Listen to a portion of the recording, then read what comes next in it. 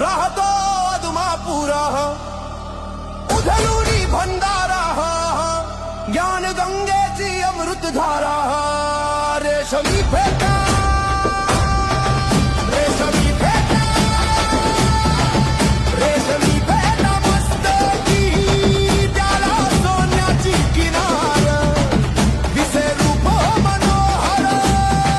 त्याच्या नजरेत तलवार बाळू मामा वैद वैद वैद